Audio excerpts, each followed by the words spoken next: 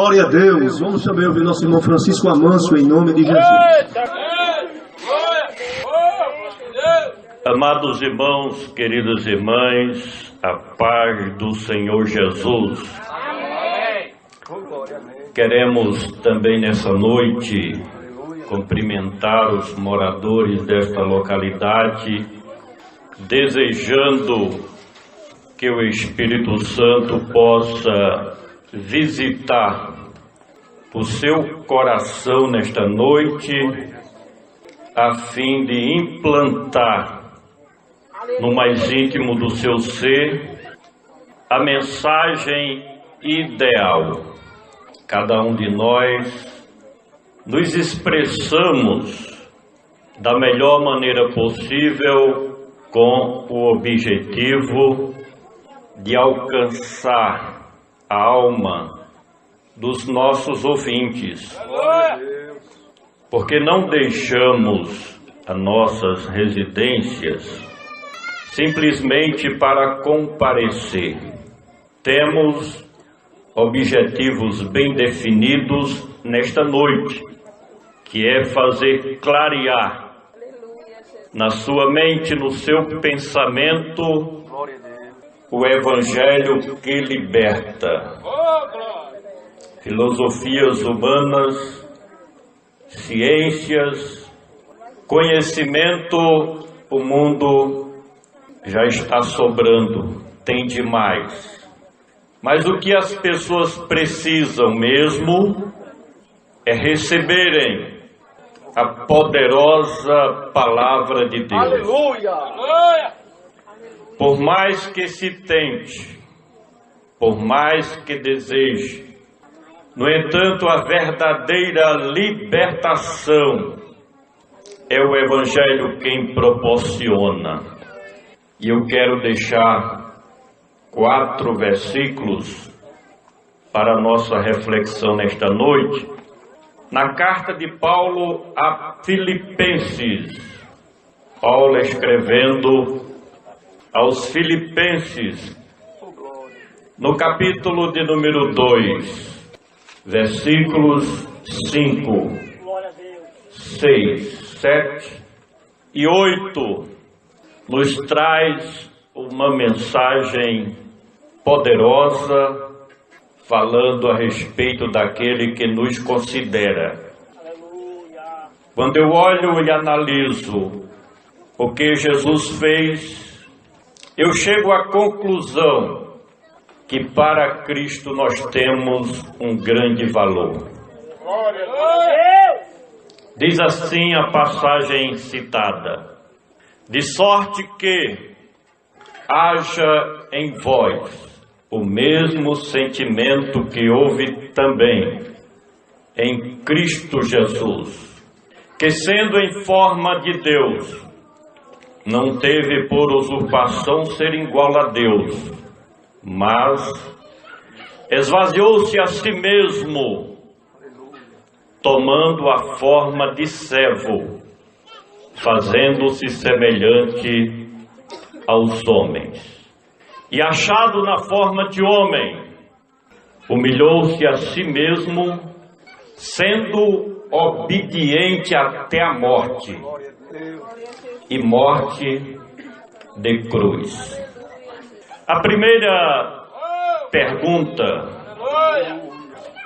que eu gostaria de fazer aqui nesta noite é: por que nós estamos aqui?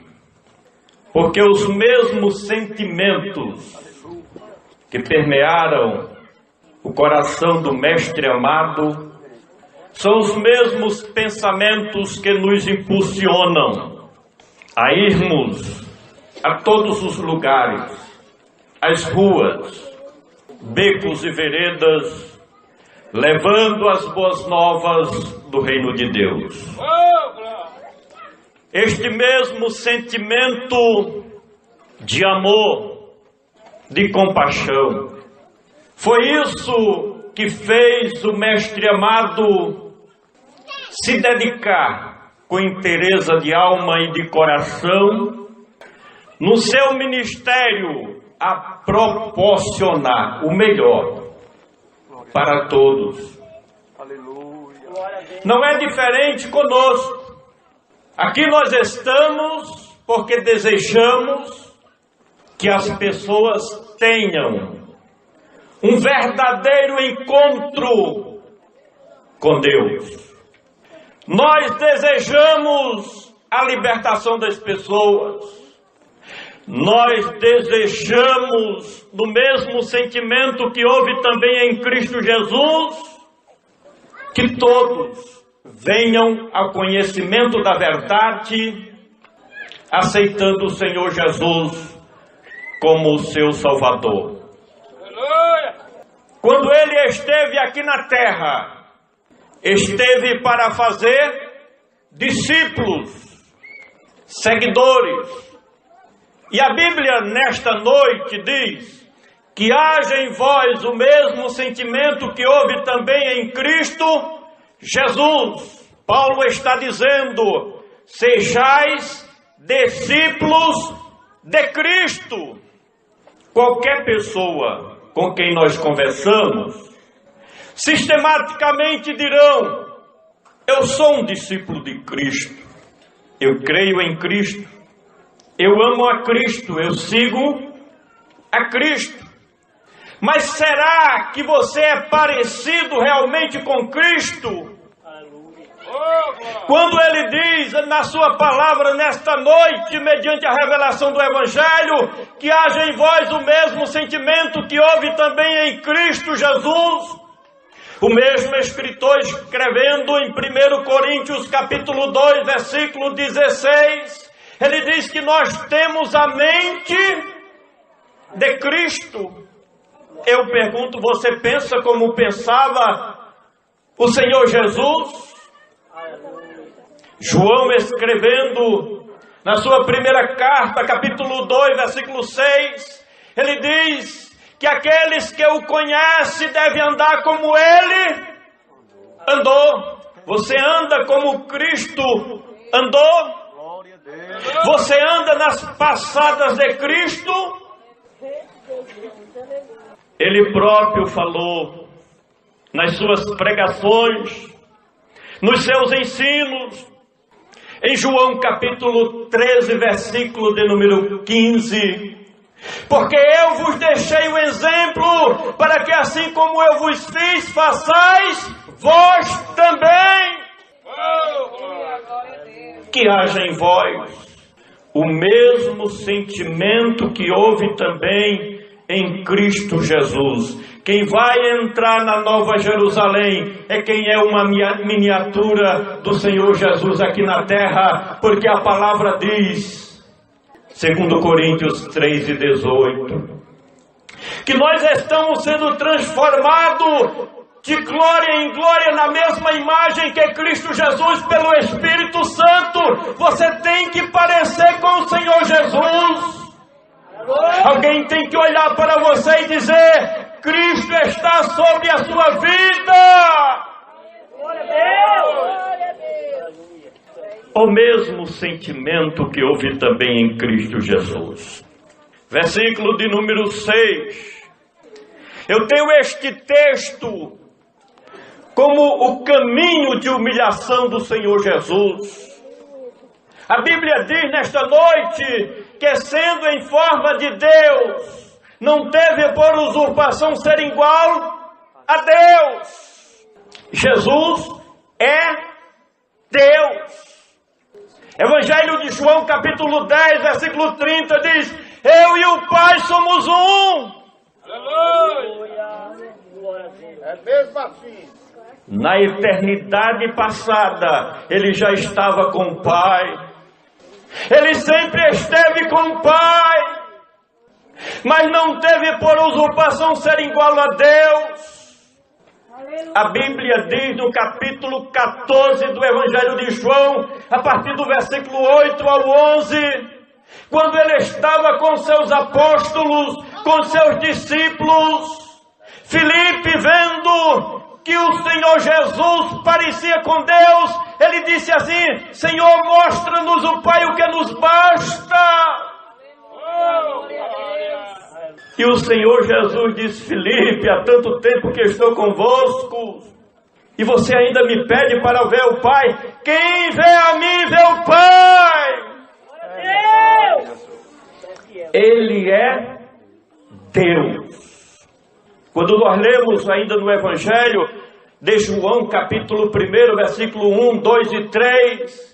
No princípio era o Verbo, e o Verbo estava com Deus, e o Verbo era Deus. No princípio ele estava com Deus, e todas as coisas foram feitas por ele, e nada do que foi feito sem ele, porque ele é Deus. Oh, glória! Aleluia! Mas havia uma necessidade do resgate. E para que o resgate acontecesse, aí o versículo de número 7 começa dizendo que ele se esvaziou-se a si mesmo. Em nossa linguagem, ele se despojou da sua divindade e se tornou em quem? Um servo.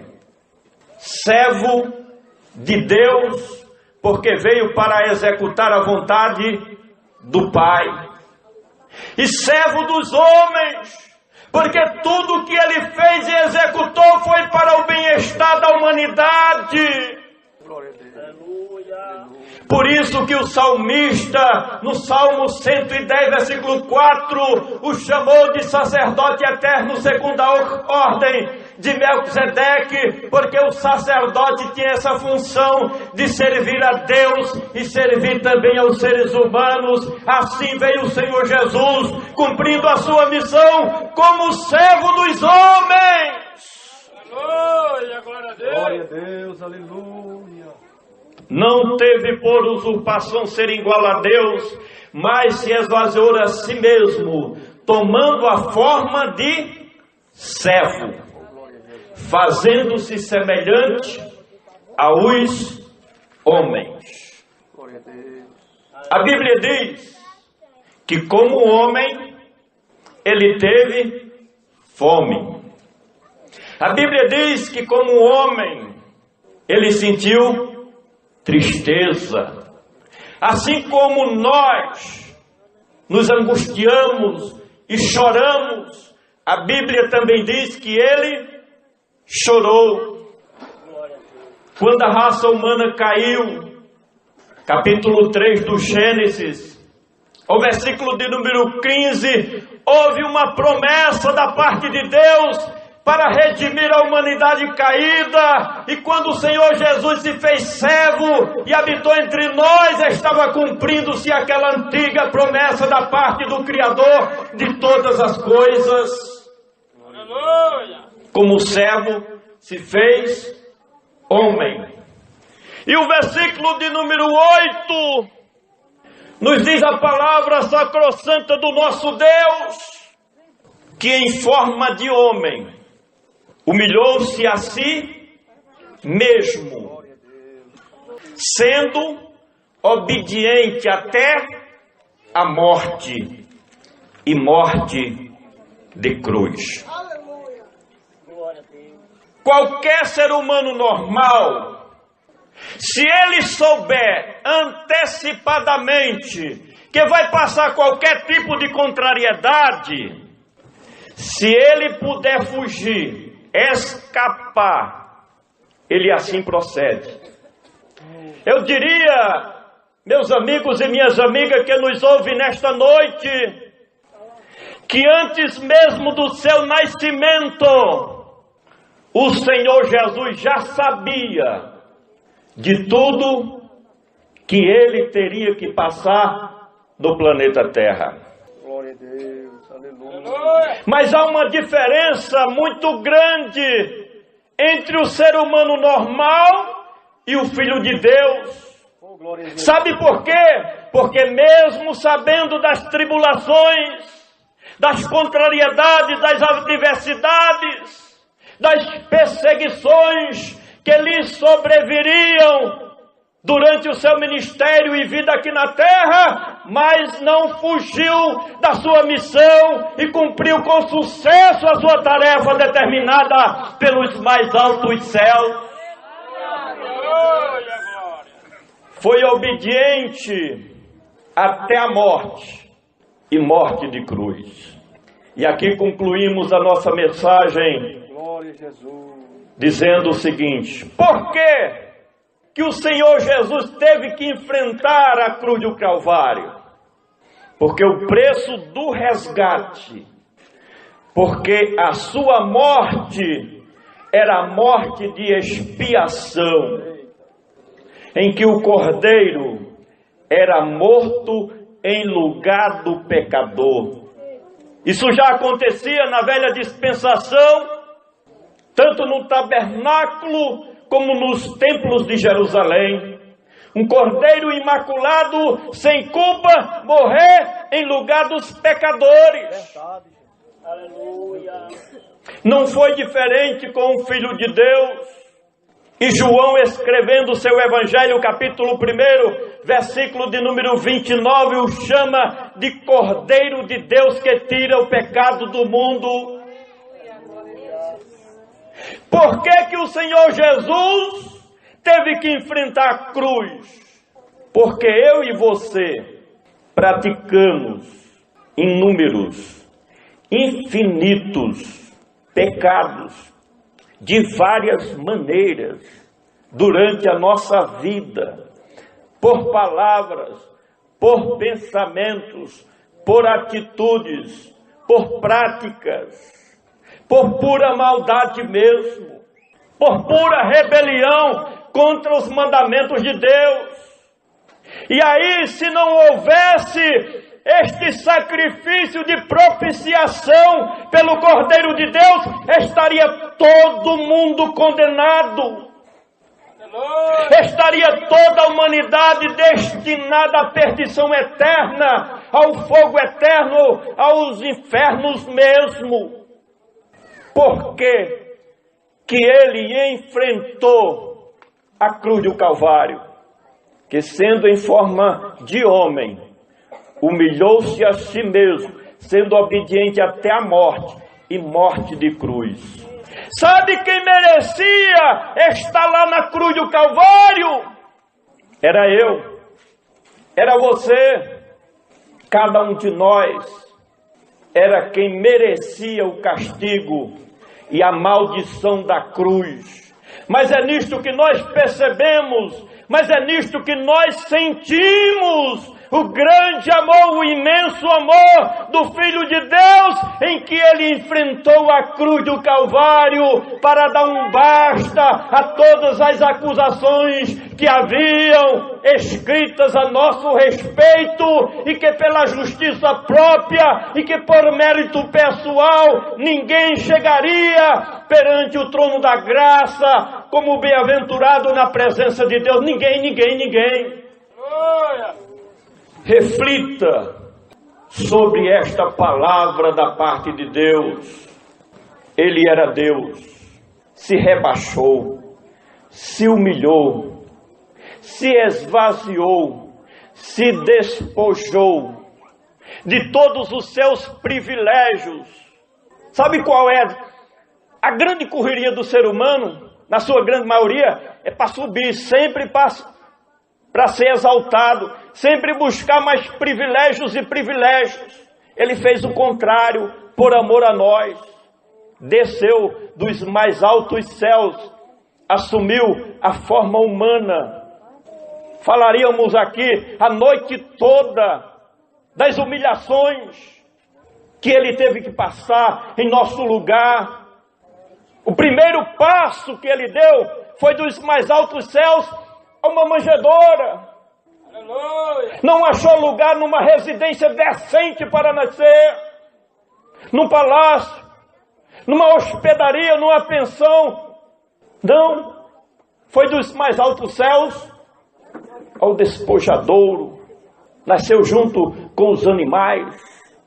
Glorificado seja o nome do Senhor Jesus. E o último passo foi o que nós falamos aqui, da sua humilhação. Foi a cruz e a tumba fria. Glórias, pois, ao nome do Senhor Jesus. Mas ali ele não ficou, ressuscitou, subiu ao céu, está sentado à destra da majestade celestial, dizendo ao Pai: não, meu Pai, eu paguei o preço por ele, eu paguei o preço por ela, porque ele quer a nossa salvação.